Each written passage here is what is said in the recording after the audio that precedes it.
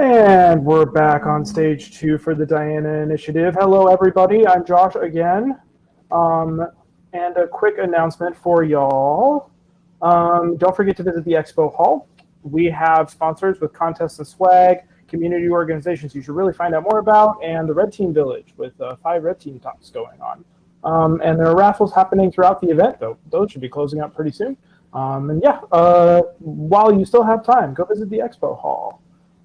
And with that, I'd like to introduce our next speaker, Aeva. Aeva Black is an open source veteran who came out as trans after burning out on tech in 2017. Drawing on a lifetime of meditation practice, they are a contributing author to the book Transcending, an anthology of trans Buddhist voices.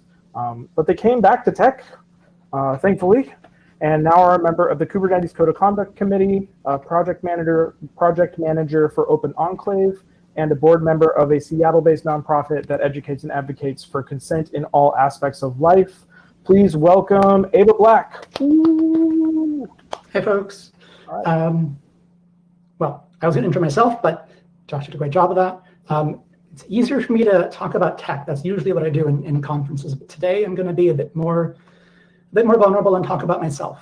I wish I didn't feel the need to talk about gender discrimination or trans issues in 2020, but I kind of do. Like a lot of other folks yesterday and today have already talked about diversity and inclusion in diverse and inclusive companies just perform better. So the original title you can see, but I kind of changed it a bit. This talk's really more of a personal story and journey. So I hope that through the experience of seeing me a little bit more, you learn to see other people and have more compassion, and that compassion helps shape the technology you and the companies you work in build. Now this talk could start anywhere in my life, but I want to give you a little extra background on me. So if I don't talk about too much, my early childhood was spent in Indian communities. My first exposure to American culture was 2nd grade, and I really didn't fit in. In today's terms, I probably would have been labeled neurodivergent and genderqueer, instead of all the other labels that were used back in the 80s. So I went through primary and secondary school as fast as I could.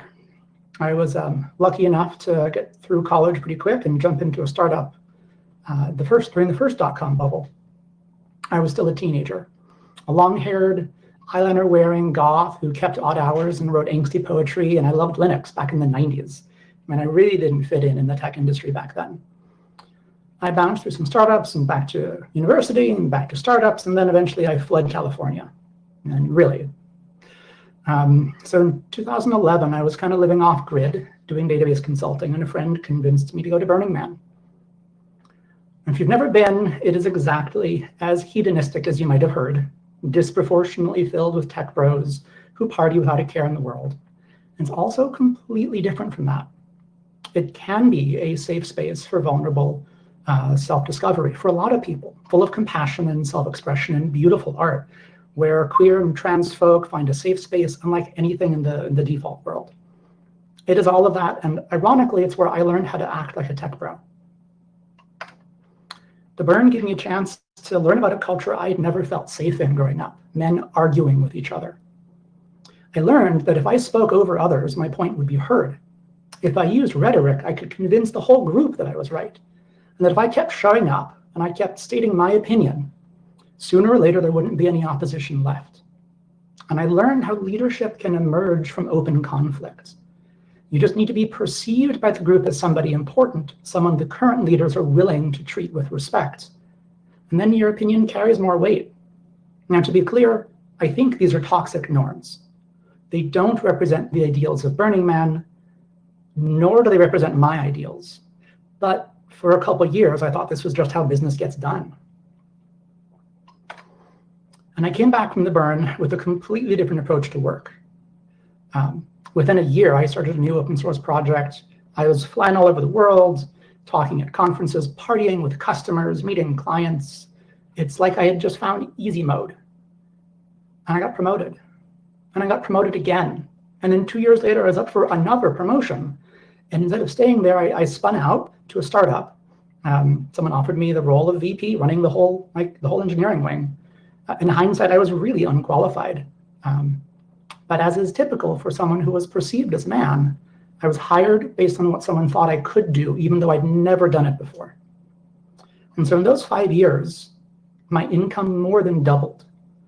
But I didn't really stop. I was flying everywhere too much. I didn't stop to think about this, but I began to track little discrepancies. How differently men would respond to my emails before and after they heard my voice on a phone. Because to most Americans, my name back then, even back then, it was feminine. So while I was VP of engineering, my CEO tasked me with building an unbiased hiring process. He wanted me to double the team size. He wanted me to follow the Google playbook. I'll give you a brief rundown on what this looks like, if you're not familiar with it, but chances are if you've interviewed anywhere in Silicon Valley or the tech industry in the past 5 years, you've probably run into this process from the outside. From the inside, the way it works is that someone receives a resume, removes the name, removes gender markers, and sort of scrubs anything that might be identifiable and coordinates the interviews. The actual interviewers then write up written reports, which are, again, scrubbed of identifiers. And all those reports are collated along with scores and metrics and passed on to a committee who never meets the candidate and just judges off these reports and makes a decision. Proponents of this approach claim that decision is not biased, but I will tell you it is. The unconscious bias is hiding in plain sight in every step of that process. There's bias when the applicant writes their CV. There's bias when the screener reads it, and subtle aspects of language and word choice or schools you went to prioritize or inform that person's prioritization. There's bias whenever any interviewer hears a voice or sees a face on Zoom. And all the work that companies are busy doing, I'm sorry to say, it just hides the bias in the system. It doesn't remove it. And going through this process, even as my CEO overruled my objections, it really required me to learn to see the biases each of my employees had so that I could compensate for it when making those hiring decisions. And it really forced me to analyze my own biases. And so there I was, studying bias in hiring and studying bias in machine learning, and reevaluating a year of my own management decisions, and at the same time noticing how my list of queer friends, my community, had kind of shrunk. And I realized one day that even my own primary partner thought of me as a man, and like a manly man. And sure, I lived on a farm, but that didn't define my gender, and I chopped wood, and that didn't define my gender. And yet I began to really think more deeply about how gender is this intersection and how bias plays into it. And the more I looked in the mirror of my community, the more I realized the lens I was seeing through and the lens I was seeing through, neither one of them reflected me, nor was the impact I was having the impact I wanted to have. You see, at work, I was meeting with execs from companies in South America and Middle East, markets where the company found the right product fit. I could see every day how those executives talked about women, and I knew if I came out, I couldn't do that job anymore. I had to make a choice. So I came out to my friends for my birthday. And what was he going to do? Everyone was awesome and supportive, and one partner gave me a tiara, one gave me some beautiful jewelry. The best birthday gift was the welcoming support from all of my friends.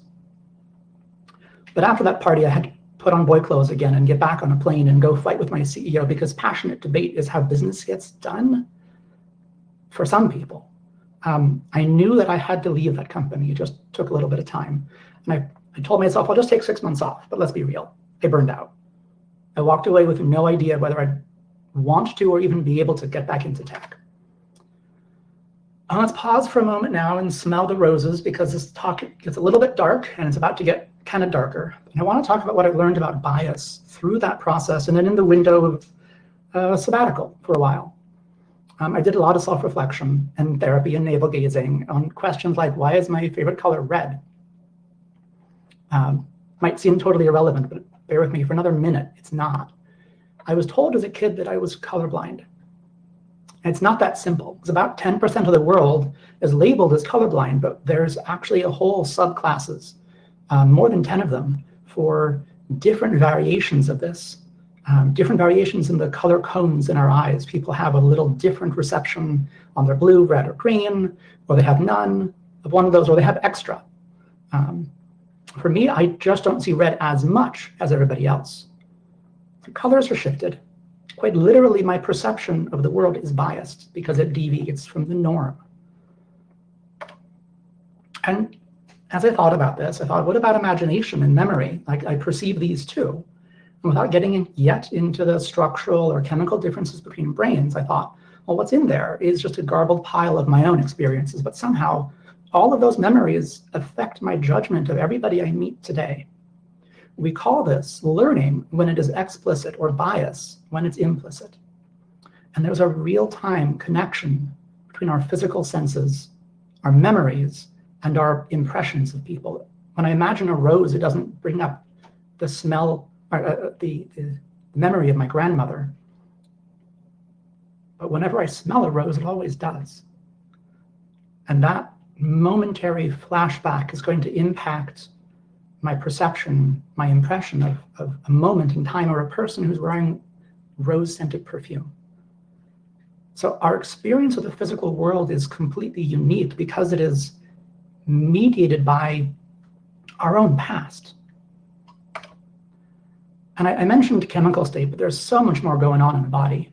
And I don't know, I'm not always good at eating. Sometimes I forget to eat breakfast or lunch. And in the afternoon, every email I'm getting just seems kind of snarky. And my responses are definitely snarky. And more than, like, then I'll go eat lunch and I'll come back and look at the same email, and I've learned not to send my responses right away. You ever do that? You realize that, like, it's really just my body kind of making me grumpy right now. So more than just how I respond, it actually affects how I perceive the world. If I'm walking by a rose and I'm upset or hungry, that rose isn't going to smell as good. If I'm sad, it might smell stronger. So all of this together is what I would call perception, or perception bias. It's the sum of the actual sensory input, which is unique, mediated by the state of our body, combined with whatever memories we have. And this framework, by the way, it isn't new. I just revisited it while I was taking this break. It was introduced to me as a kid through meditation. And I kept coming back to this teaching during my break. The act of meditation is just the act of observing our thoughts as they come and as they go, being patient about it, and not getting attached, not getting sort of caught up in those thoughts. The actual mechanism, it works to decrease the coloring, the impact of our thoughts on our perceptions, just by observing them.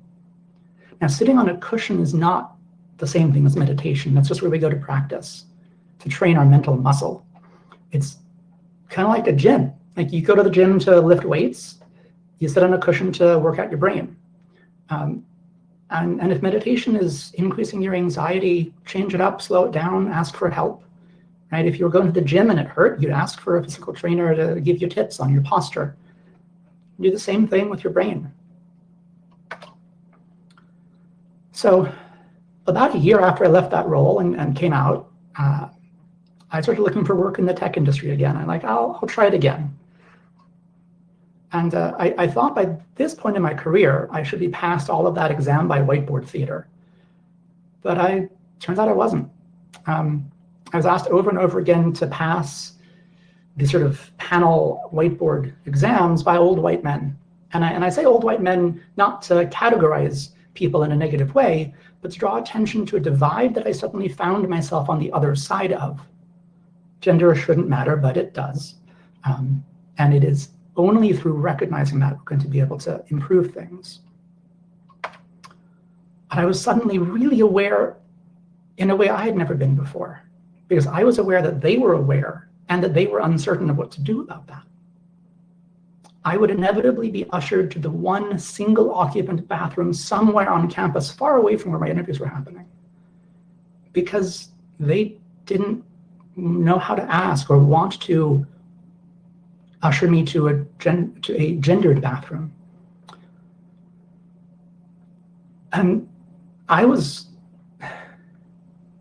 there's a type of bias called stereotype threat. That is the fear of reinforcing whatever biases someone else might have about us.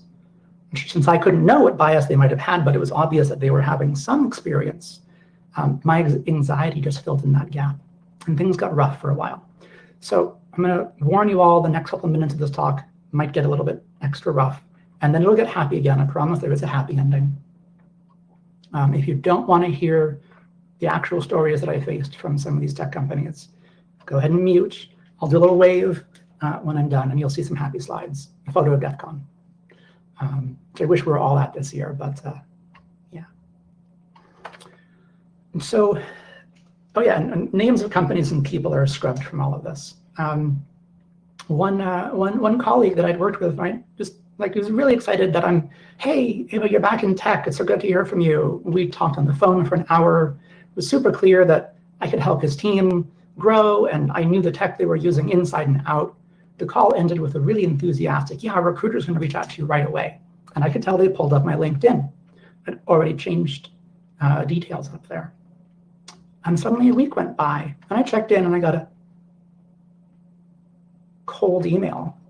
Ooh, and I just got a time check. I thought this was a 30-minute slot. Let me skip through some of these to get to the points, because this kind of goes on for a while. 4 companies gave me this sort of really weird pushback. And then one company, I think I got kind of grumpy after a year of this, about 30 companies. And one manager actually brought me in afterwards and said, look, I really want to hire you. We need your talent, but I don't know how to hire someone like you. So what changed, right? I am just as skilled as I ever was. I like to think I'm more compassionate than I used to be. But obviously the way people perceive me has changed. But along the way, I learned so much more about myself and about InfoSec, and I wouldn't have had the chance to go to DEF CON if not for this rather extended break. I landed a job at Microsoft. We're now running an open source project. But the real point I want to get to in the last few minutes is the internal changes. I realized my own perception bias was changing. The more negative experiences I had, the more I expected to have them. Now I have to intentionally counter that bias. And also my hormones changed everything. Everything got richer. Sounds became deeper. My imagination got clearer. I think better. I still see colors the same way, unfortunately, and I kind of like it. But flowers, when I walk on the street, bring back different memories. It's really interesting how much that changes and how much I reconnected with an internal sense of self that I'd been missing for 15 years. And it's only my experience. I'm not suggesting it's universally true, but damn, estrogen has been the best antidepressant I've ever taken. It's not medical advice. Hormones are not able. But I started looking into this, and I'm going to skip some of this because I'm running low on time. I thought I had more time. We are, as a society, still learning so much about how diverse our bodies are beyond a simple gender binary. This chart was published about 3 years ago in Scientific American. Represents some of the many pathways by which biology develops not just along binary lines. About 1 to 3% of the world's population falls in the middle here. And how does this all relate to technology? Machine learning is fairly easy, air quotes there. Creating a model that reproduces the bias present in current social, economic, or criminal justice systems is really not hard. You feed in historical data, you get back out the bias the system already had. What is really hard is not reproducing epistemic violence against marginalized groups. And that work begins in our own heart. It starts by becoming familiar with the edges of your own comfort zone, learning about other cultures, other people, other way of life, learning to value those differences. You have to see them first to be able to value them. Learning to value the diversity in human biology as our strength. My advice would be, if you can, go live in a different culture. You don't have to move to a different country. That's one example. You can find other cultures in your own city. By living in one and embracing it for a little while, you can look back and see your own culture differently. and learn to see that delta. It was part of your bias before. And if you can, I kind of recommend it for everybody, practice meditation. You don't need to find a quiet mountaintop to sit on. Over time, you learn to build a quiet place inside yourself. Find a tradition or a teacher or anybody